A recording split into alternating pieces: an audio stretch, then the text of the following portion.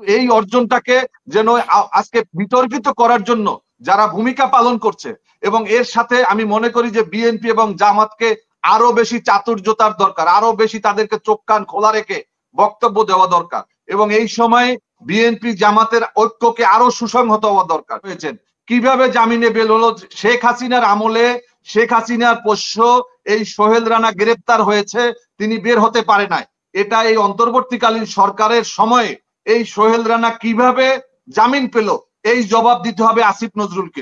আমাদের একটা কণ্ঠ আছে, আমাদের কিছু লোকবল আছে, আমরা প্রতিবাদ করেছি। আমাদের উপরে জনগণ ওই রকম দায় দায়িত্ব আমাদের উপরে নাই। দায় দিলে দায়িত্ব নিতে হবে। ডক্টর ইউনূসের উপর এখন দায় আছে। তিনি যে মাস্টার মাইন্ড বলে পুরো ছাত্র সমাজের জনতার আন্দোলনকে একবারে ধূলিসাৎ করে দিয়েছেন, ধুলোয় মিশিয়ে দিয়েছেন। মনে হয় যেন ওই মাস্টার মাইন্ডই সব করেছেন, এবং এই কয়েকজন সমন্বয়কারীকে নিয়ে এত বেশি অযাচিত, যেই এত বেশি তাদেরকে সম্বোধন করতেছেন, ওনাকে এই ছাত্ররা বসিয়েছে। আর আমরা জনতা কি আঙ্গুল চুষছিলাম নাকি?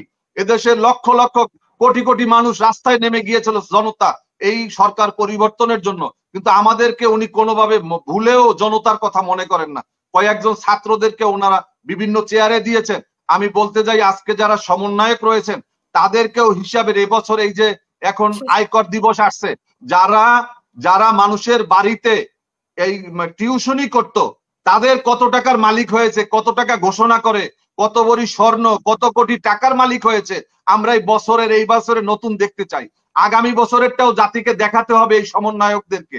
আজকে যারা উপদেষ্টা হয়েছেন নতুন নতুন, তাদেরকে বলতে চাই, 2 দিনের বৈরাগী ভাতের একাই অন্ন। আজকে তারেক রহমানের বক্তব্য নিয়ে অনেকে বক্তব্য করা শুরু করেছেন। আজকে বাংলাদেশের এই যে অরাজকতা, এটা সৃষ্টি করার জন্য এটা আওয়ামী লীগের একটা মাস্টার প্ল্যান। আপনি জানেন যে বাংলাদেশের সরকার পরিবর্তনে যুক্তরাষ্ট্রের ভূমিকা রয়েছে, তারা আমাদেরকে সহযোগিতা করেছে সত্য, এবং এখানে কিছু এই আওয়ামী লীগের লেসপেন্সারদেরকেও তারা বসিয়েছে, এবং আমাদের এই অর্জনটাকে মেলান করে দেওয়ার জন্য একমাত্র এই যে আলী ইমাম মজুমদার এবং তার যে পিএস, এ দুজনই যথেষ্ট। সব জায়গায় শুধুমাত্র নিয়োগ হচ্ছে আওয়ামী লীগ, শুধুমাত্র নিয়োগ হচ্ছে আওয়ামী লীগ, এবং এর সাথে যে আমাদের সমন্বয়করাও যে জড়িত, এর অভিযোগও কিন্তু আসছে। আমাদের এখানে তারেক রহমান বলেছেন কোথায় কোথায় কারা ফাইল নিয়ে দৌড়াদৌড়ি করেন, মনে হয় যেন আজকে তারা মহারাজা হয়ে গিয়েছেন। আজকে তাদেরকে বলবো যে এই যে হাসপাতালে যান, হাসপাতালে গিয়ে এই যে রুগীদের খবর নেন, আজকে শহীদ পরিবারের কাছে যান, আজকে আপনারা যারা যারা শাহাদত বরণ করছে তাদের একটা হিসাব নেন।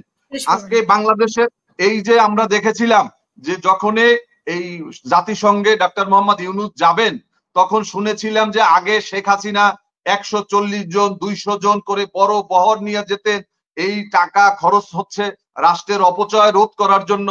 মাত্র 4 জন, পরে শুনলাম 7 জন, পরে শুনি 57 জন, এবং সেখানে কারা গেলেন? মঞ্চের ভিতরে দৌড়ে গিয়ে উঠলেন আওয়ামী লীগের এক এমপির নাতি। এই যে আওয়ামী লীগের যে নেতাদের, আওয়ামী লীগের পোষ্যদের, আওয়ামী লীগের যেই আত্মীয় স্বজনদেরকে যে পুনর্বাসন এবং তাদেরকে আন্তর্জাতিক পর্যায়ে পরিচয় করিয়ে দেওয়া, এর দায়িত্ব এই উপদেষ্টা পরিষদ এড়াতে পারে না। যার কারণে আমাদের বক্তব্যে আপনাদের মনে হতে পারে যে আমরা মনে হয় যেন এই উপদেষ্টা পরিষদ অন্তর্বর্তীকালীন সরকারের বিরুদ্ধে কথা বলছি। বিরুদ্ধে বলছি না, এটা আমাদের অর্জন, আমাদের রক্তের উপর থেকে এই সরকার আজকে ক্ষমতায় বসেছে। কিন্তু এই অর্জনটাকে যেন আজকে বিতর্কিত করার জন্য যারা ভূমিকা পালন করছে, এবং এর সাথে আমি মনে করি যে বিএনপি এবং জামাতকে আরো বেশি চাতুর্যতার দরকার, আরো বেশি তাদেরকে চোখ কান খোলা রেখে বক্তব্য দেওয়া দরকার, এবং এই সময় বিএনপি জামাতের ঐক্যকে আরো সুসংহত হওয়া দরকার, একই সুরে কথা বলা দরকার, এবং রাষ্ট্রের কোন কোন জায়গায় সংস্কার দরকার এটা আমাদের বৈঠকের মধ্য দিয়ে আমরা বলবো, সেই জায়গাগুলো তারা করবে। আমরা ডক্টর ইউনূসের কাছ থেকে তালিকা নেওয়ার আমাদের কোনো দরকার ছিল না, আমরা তাদেরকে বলবো, কেন তারা আমাদের এই অন্তর্বর্তীকালীন সময়টায় থাকবে। আমরা বিশ্বাস করতে চাই না যে তাদের ভিতরে খারাপ কোনো মোহ আছে, আমরা বিশ্বাস করতে চাই না যে সেনাবাহিনী এখানে কোনো রাজনীতিতে তারা কোনো হস্তক্ষেপ করতে চাইবে। আমরা চাই না ডক্টর ইউনূসকে রাষ্ট্রপতি করে বাংলাদেশে নতুন কোন সরকার বাংলাদেশে আগমন ঘটবে, আমরা এগুলো চাই না। আমরা চাই শুধুমাত্র আমাদের নির্বাচন কমিশনের সংস্কার দরকার, আমাদের নির্বাচনী আইনের সংস্কার দরকার, আমাদের 5ম সংশোধনী বাতিল করে আমাদের এখানে তত্ত্বাবধায়ক সরকার ব্যবস্থা ফিরিয়ে আনা দরকার, বাংলাদেশে গুম খুনের বিচারের জন্য কমিশন হওয়া দরকার। আমরা চাই যুদ্ধাপরাধ ট্রাইব্যুনালকে আরো কিভাবে গতিশীল করা যায়, আমাদের যেই সমস্ত ক্ষতিগ্রস্ত পরিবার রয়েছে তাদেরকে কিভাবে ক্ষতিপূরণ দেওয়া যায়, এই জন্য ট্রাইব্যুনাল দরকার। আওয়ামী লীগের রাজনীতি নিষিদ্ধ করার জন্য সমস্ত অনুপান আছে, আর একটা কথা আমি ভুলে গিয়েছিলাম, আপনি জানেন যে রানা প্লাজাতে বাংলাদেশের কত মানুষ, কত আমাদের শ্রমিক ভাইয়েরা, গার্মেন্টস শ্রমিকরা যারা বাংলাদেশের চাকা ঘুরায়, তাদেরকে কিভাবে হত্যা করা হয়েছিল একটা অপরিকল্পিত একটা ভবনে। সেখানে তারা আওয়ামী লীগের মন্ত্রী মহিউদ্দিন খান আলমগীর বলেছিল যে বিএনপি জামাতের নেতাকর্মীরা হরতালের দিন নাড়াচাড়া করতে গিয়ে তারপর রানা প্লাজা ভেঙে দিয়েছে।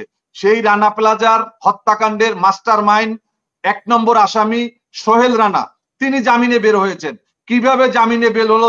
শেখ হাসিনার আমলে, শেখ হাসিনার পোষ্য এই সোহেল রানা গ্রেপ্তার হয়েছে, তিনি বের হতে পারে নাই। এটা এই অন্তর্বর্তীকালীন সরকারের সময়ে এই সোহেল রানা কিভাবে জামিন পেল, এই জবাব দিতে হবে আসিফ নজরুলকে, এই জবাব দিতে হবে ডক্টর ইউনূসকে, এই জবাব দিতে হবে অন্তর্বর্তীকালীন সরকারকে। কারণ এরা হচ্ছে, আজকে আমার মনে হচ্ছে, আমি অনেক খবর আছে, অনেক উড়ো কথা আছে যে অনেক উপদেষ্টাদের স্ত্রীরা পর্যন্ত তদবির করছে বিভিন্ন মামলা, বিভিন্ন ঘটনায় তারা জড়ায় যাচ্ছে। যার কারণে আজকে এই বিষয়গুলোকে খুব সুনিপুণ ভাবে এগুলা মোকাবেলা করা দরকার। ক্ষমতা দীর্ঘস্থায়ী না। শেখ হাসিনা 17 বছরেও ক্ষমতা দীর্ঘস্থায়ী করতে পারে নাই। আজকে যারা বসেছেন তাদের কতদিন আপনাদের ক্ষমতা থাকবে এটা আমরাও জানি না, আল্লাহ ভালো জানেন, আল্লাহ রাব্বুল আলামিন। যার কারণে ক্ষমতা যিনি পেয়েছেন তিনি যেন ক্ষমতাটাকে দেশের জন্য, দেশের মানুষের জন্য জানি ব্যবহার করেন। আমি 2টা কথা বলে আবার শেষ করব। আমাদের ভাইরা কিছু প্রশ্ন করেছিলেন, আমরা ভারতপন্থী না, আমরা আমেরিকাপন্থী না, আমরা পাকিস্তানপন্থী না, আমরা বাংলাদেশপন্থী রাজনীতি করতে চাই। আমরা এজন্য মনে করি যে বাংলাদেশের প্রধান শত্রু হচ্ছে ভারত, এবং এই ভারতীয় আগ্রাসন এটাকে মোকাবেলা করতে হবে। বাংলাদেশের 3 দিকে হচ্ছে ইন্ডিয়া। আমাদের সমস্ত আগ্রাসন, পানি আগ্রাসন বলেন, সাংস্কৃতিক আগ্রাসন বলেন, অর্থনৈতিক আগ্রাসন বলেন, রাজনৈতিক আগ্রাসন বলেন, সমস্ত আগ্রাসন করছে ভারত। এবং তারা 47-এর পূর্ব অবস্থায় ফিরিয়ে নেওয়ার জন্য, আপনাদের মনে আছে যে অবিভক্ত, তারা সেই যে পুরো সেই অবিভক্ত যে ভারতের যে ম্যাপ তারা উপস্থাপন করেছে, এর মধ্য দিয়ে মনে হয় যে তাদের সুদূর প্রসারী তাদের একটা পরিকল্পনা রয়েছে। আমরা সেই পরিকল্পনা কোনোভাবে হতে দেব না। আমরা যেভাবে দেই নাই বিগত 28 জুলাই বাংলাদেশের উপর থেকে যেমন রেল লাইন আমরা চালাইতে দেই নাই, আমরা বলেছিলাম এই রেল লাইন আমরা রক্ত দিয়ে আমরা প্রতিহত করব, এবং সেই রেল লাইন চালাতে পারে নাই। আল্লাহ রাব্বুল আলামিন আমাদেরকে সহযোগিতা করেছেন। আমরা 5ই আগস্ট আমরা বিপ্লবের মধ্য দিয়ে ভারতীয় আগ্রাসনের কিছুটা হলেও তার গতি থামাতে পেরেছি। আমরা চাই বাংলাদেশে এমন একটা সরকার আসতে হবে, রাজনীতিবিদদেরকে কমিটমেন্ট করতে হবে যে ভারতের কোনো দালালি করতে পারবে না, ভারতের কোনো প্রকার পাচারগিরি করতে পারবে না। আমরা যদি ভারতীয় আগ্রাসন থেকে মোকাবেলা করে আমরা নিজেদের স্বকীয়তায় আমাদের স্বদেশ, আমাদের স্বরাজকে যদি আমরা গড়তে পারি, আমাদের যেমন আজকে আপনি জানেন যে এই যে আমাদের মালদ্বীপে কিন্তু সেই ভারতকে বুড়ো আঙ্গুল দেখিয়ে তারপর তারা কিন্তু দেশ চালাচ্ছে। ধন্যবাদ আপনাকে। অসংখ্য ধন্যবাদ।